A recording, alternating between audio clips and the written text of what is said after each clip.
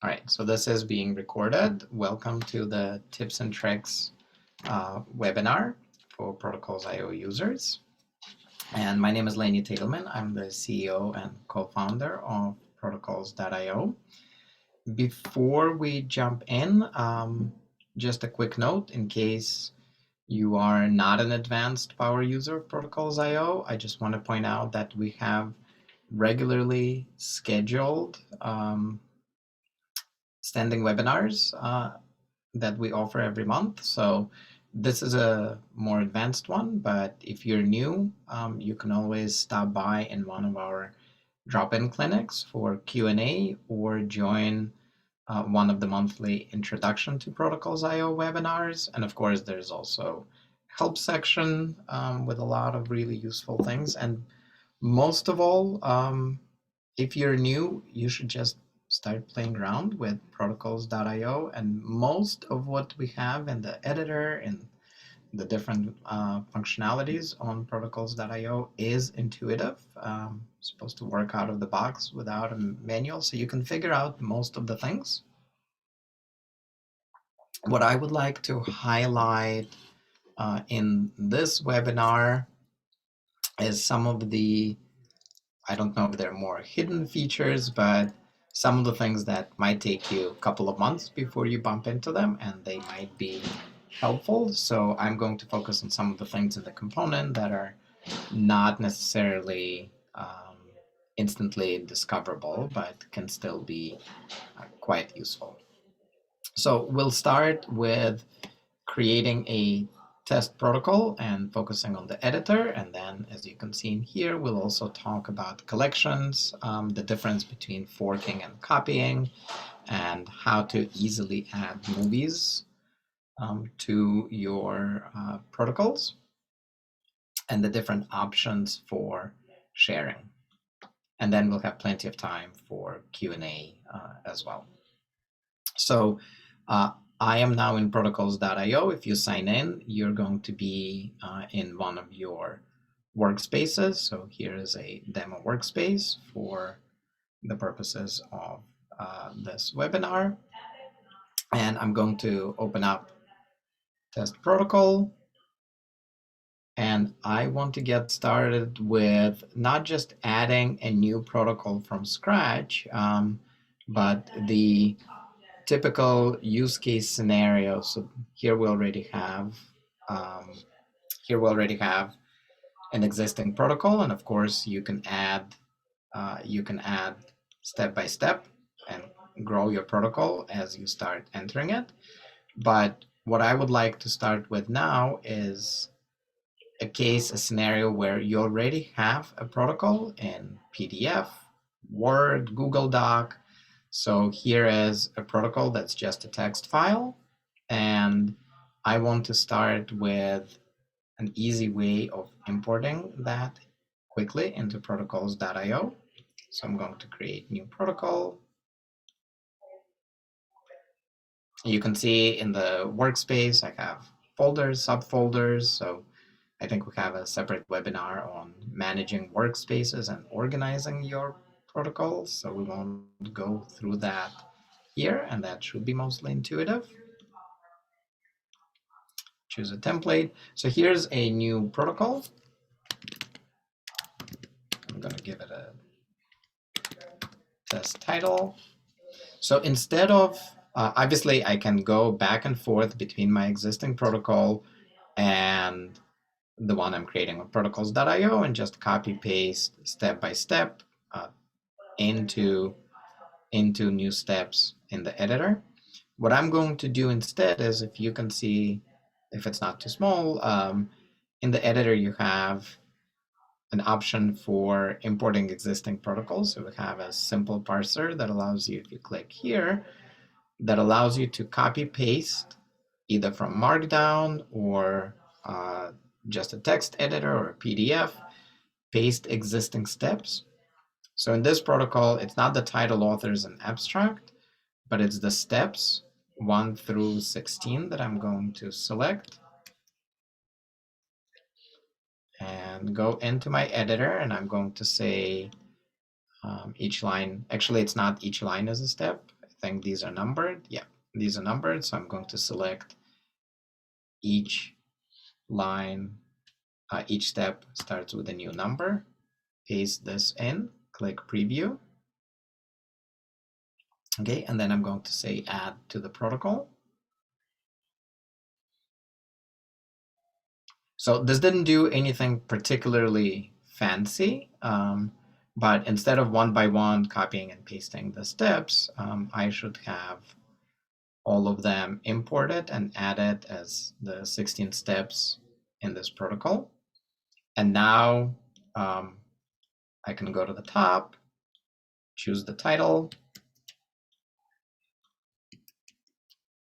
put in my title, go to the abstract, add my authors,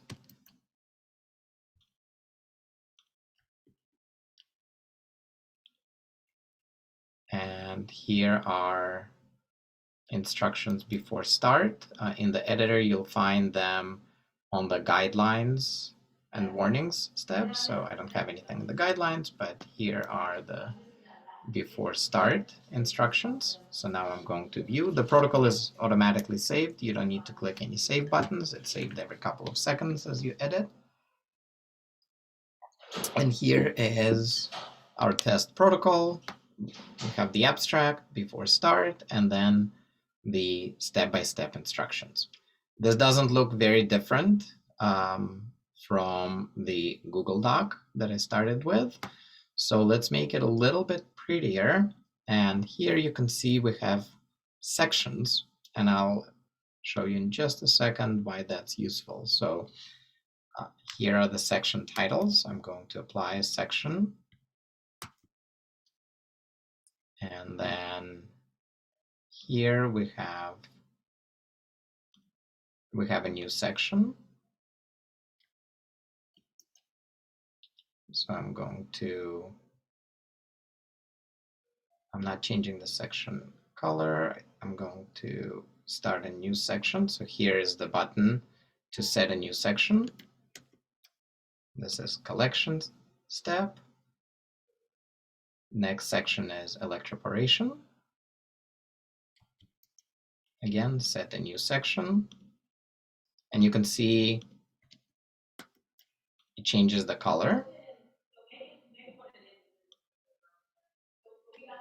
So this is pretty easy to do. If you're entering a protocol from scratch, you would just select at the bottom, instead of new step, you'd select a new section. And what you now have is a nicer presentation. You have the color-coded sections that make it easier to view. And also on the left-hand side, you now have from the sections a table of contents. So if I click on that, you can navigate to the different sections. And this is a good bird's eye view of what are the key components of the experiment that I'm about to perform today. So it's good for yourself. If you're making a protocol public, it's nice to share it this way. And that is the sectioning. Now I'm going to go back into the editor and show just a handful of things that are nice. Instead of just plain text, you can see on the right-hand side, there are components. So this adds structure and makes it easier to parse, improves the readability of the protocols. So I'm going to say this is an amount. It should automatically detect 2.67 microliters. I could even say with extra information, if I go into the component, I could say this is the enzyme and remove this part. So what's nice about this, again, just like the sectioning, it adds structure and readability for the protocols.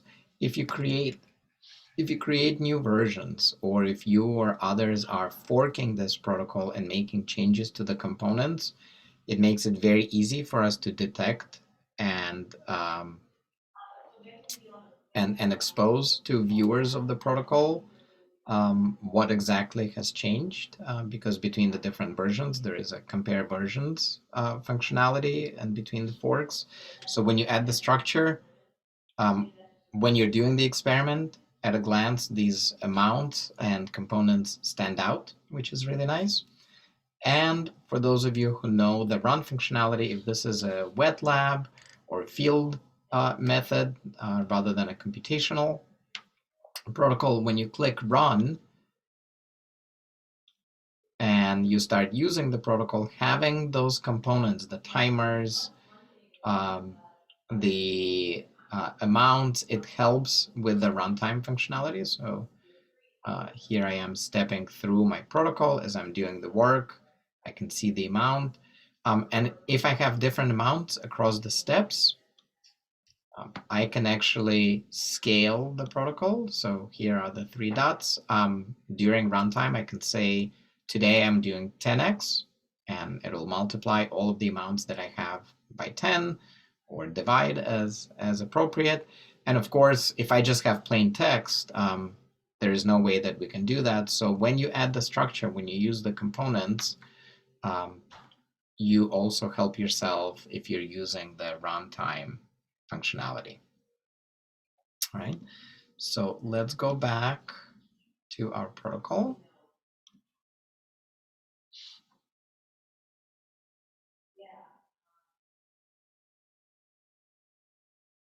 And whether you're putting in a wet lab or a computational method, so here we are. Oh, I think I wanted to open this one. This is the one we just started putting in. Sorry. So if you're putting in a protocol, in the beginning, when you create it, it asks you, is this a generic protocol? Is it biology? Is it computational? You can always switch.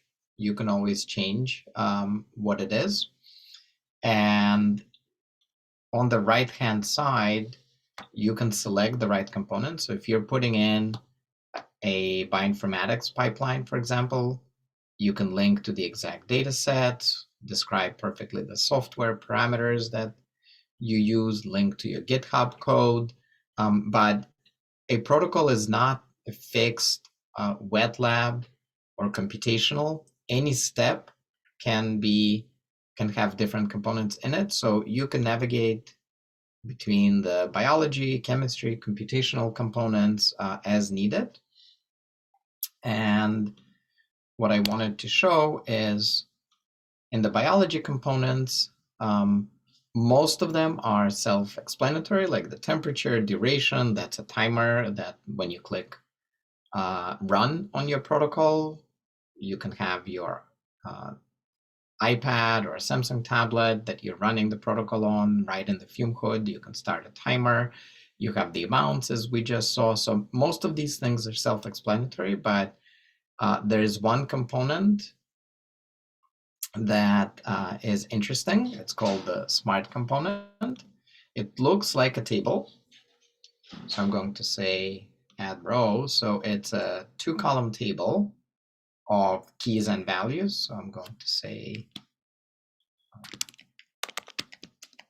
total cells. I'm going to say this is required. Next one is percent dead, also required. And so when I add it inside the step, it just looks like a 2-column table, right? With the row header and the value. But when you click run on it, it has special behavior, the smart component. So let's go into the run again. So here I am on step 1, and I'm going to try to move to the next step, and it doesn't let me because I have a smart component in here. And this is required, and until I fill it in, I can't move. So this is runtime record entry. So I'm going to say I see 117 cells on my Petri dish, and 24% of them are dead. And now I'm able to move to the next step. And this is a runtime recording of data inside your experiment. So if you have things you need to capture, you'll have you'll have a record of how you ran the experiment, and you'll have the filled in key value pairs if you're using the smart component. All right, so let's close out of this. And it's 10:18. There are just a few more things that I wanted to show inside the editor.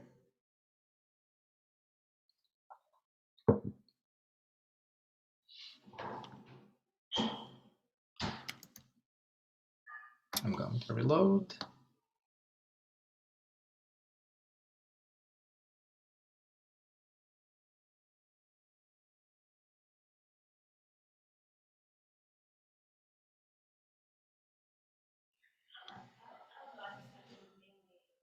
Okay, so here's the protocol we created today. Let's go back into the editor. And the other thing that I want to highlight in the editor is the ability to work with tables. So that's not inside the components on the right-hand side. I'm going to hide this. But let's go into step 3, and I'm going to add a table that's in the top formatting bar here. You decide how many rows, how many cells. So this is straightforward. Add a table. You can add your headers and labels. But one thing to keep in mind is that this also supports formulas. So instead of just entering an amount,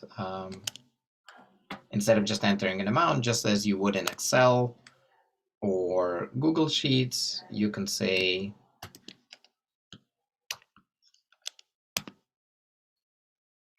you can enter formulas, as you can see in here. Now, the thing is, if you have an existing table, so this is all fairly straightforward. Question is, what if you have an existing table? How do you copy paste? So here's a table with reagent amounts and 15x. So if I just take the table and copy paste it into the editor, it is going to look like this. Let's see if I can paste.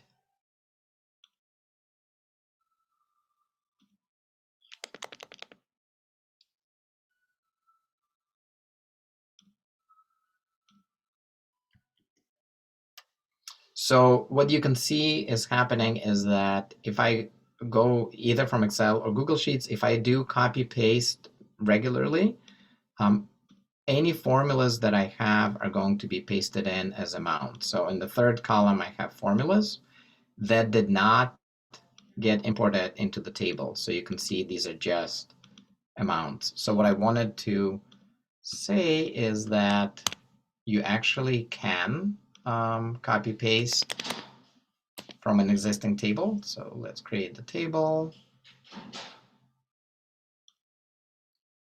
And the trick is, before you copy paste, go into View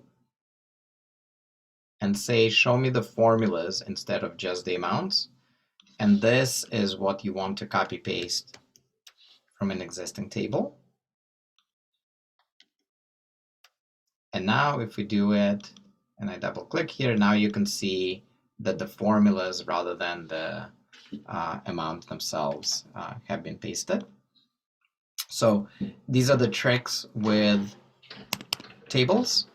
And I think the last thing I wanted to mention in the editor is that you can easily add videos. And when we run a workshop called the Art of Writing Methods, we really underscore just how valuable videos are, because a lot of the people that are looking at protocols are not native English speakers. There's a whole world of scientists out there. If you're sharing your protocols publicly, videos help tremendously with that. Without even translating a protocol, you're localizing it and making it more accessible. And even for people who are native English speakers, seeing you prepare samples, seeing you perform something rather than just reading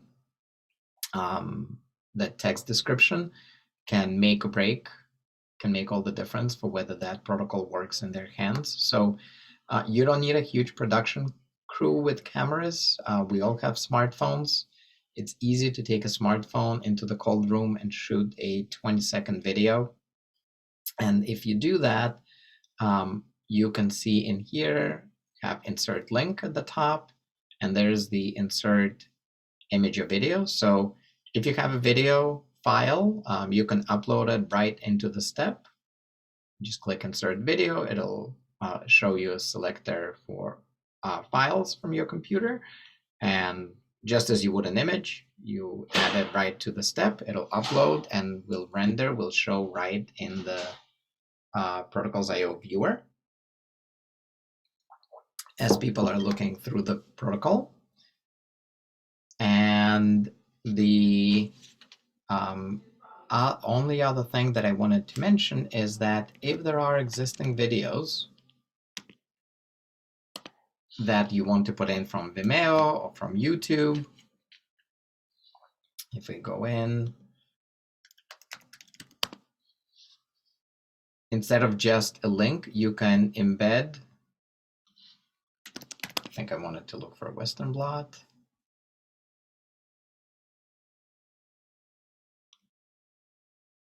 So if you want to add a video from YouTube, instead of just copying and pasting the link, go to the share. 6 well played, or add 500 microliter. Go to the share, and you'll see there is an embed link, code for embedding the protocol. There's the embed.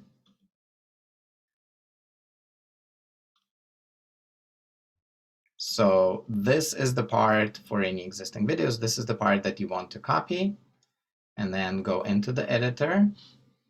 And instead of just clicking insert video, you click on right next to it on the embed media. This is the code that goes in. Save. And now if you go into the viewer, it's not just a little link that redirects people to YouTube, but right inside the step, here's our table, and right below is the embedded video that people can watch right inside your protocol. All right. And I think those are the key things that I wanted to highlight inside the editor itself. And now if we go back to the file manager, there are a few quick things I wanted to highlight. So for any existing protocol, it serves essentially as a template. So if you have different species, different samples, different tissues you're working with, you might have slight tweaks between the liver and kidney protocols. And that's what the fork button is meant for. Or if you take any public protocol from someone else, you click fork, you click fork, and it becomes your own copy. You can modify it and then share it publicly, and people will see the trail, the evolution. They'll see what the original is, who are the original authors, what you've changed, and what you've optimized. So that's the fork functionality. But for your own protocols, there's also the option to make a copy. And so we often get questions, what's the difference between forking or copying? And when you click copy or fork on your own protocol, you have this option. So what is the copy good for? Forks, as I just said, have a relationship. Kidney versus the liver. You can see what the original is, which one is a fork. You can compare them between each other to see what's different. The copy is meant more for creating a large number of related protocols. Maybe as part of publishing a paper, you have 10 related protocols. And as you saw a second ago in the editor, you have the author field, you have abstract, there is metadata around the protocol, who are the funders, acknowledgements. And for the instances where you have certain information that is the same across all of your protocols, so maybe it's the titles and steps that are different, but all of the authors are the same, the acknowledgements are the same, what you would do is create sort of a template, add all of the information, add the 15 authors and their affiliations, and then use that template to make copies and add the rest of the information into each protocol, the different steps that you have. And this way you're just saving yourself time instead of creating from scratch every protocol and putting in the same information, the same abstract, and the same authors and affiliations and spending 10 minutes on each one. You do it once and then use the copy instead of the fork functionality in that case. And on a related note, if you are sharing multiple protocols, especially if you're doing it as part of a publication, instead of publishing each one, getting a DOI from 10 different protocols and adding the 10 DOIs together, you can create a collection. And the way to do that is to go to new protocol, select where it's going, and when it asks you for the templates, notice that in addition to biology, generic, computational protocol, you can select a collection. So this is what I would do if I was sharing multiple protocols as part of a publication or with a colleague. What I would do is create a collection, add multiple protocols, to it.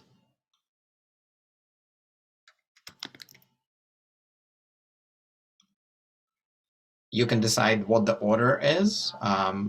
The collection still has, it just doesn't have the steps, but it still has the authors, description, title. It's still versionable, just as the protocols themselves. And if we go into view, you'll have multiple protocols that are inside it. And when you click publish, you'll make all of the protocols public. You'll get a DOI for the collection itself, and that's what I would then put into the paper that I'm publishing. So it would be a single link that leads people to the 10 protocols that are part of the collection instead of having to add them one by one. Right? And obviously, publishing is the most open way of sharing protocols, but if we go back to our workspace, I want to finish up this webinar with a few different options for sharing the protocols. So obviously one way is to make your protocol public, but there is time and space for that. And when you're initially developing, it might be too early. So the other way to share is if you have a workspace, you can invite members. You can invite members to the workspace. So click Manage Members in your workspace, invite collaborators, and they will instantly see all of the protocols that are inside the workspace. Please note that every workspace that you have has this special folder with your name and the raccoon logo. If you mouse over it, it says this is a private folder. This is a space for just yourself. So any protocol that you create and put into the folder with your name, it's visible to you and you only. You would have to select it and move it to the folders of subfolders of the parent workspace for other members to be able to see it. But the key part is anyone that you invite to the workspace will have access, visible, and be able to view the protocols. However, if you have, for example, a workspace in your company or inside your research lab for the 10 members of your team, but you want to share one and only one protocol out of the entire workspace with your colleagues or collaborators from another institution, you can go to the individual protocol or one or more, select and share in bulk, and then click the share button. So this allows you, this protocol is shared with two different workspaces. So these are workspaces, but you can also share with individuals.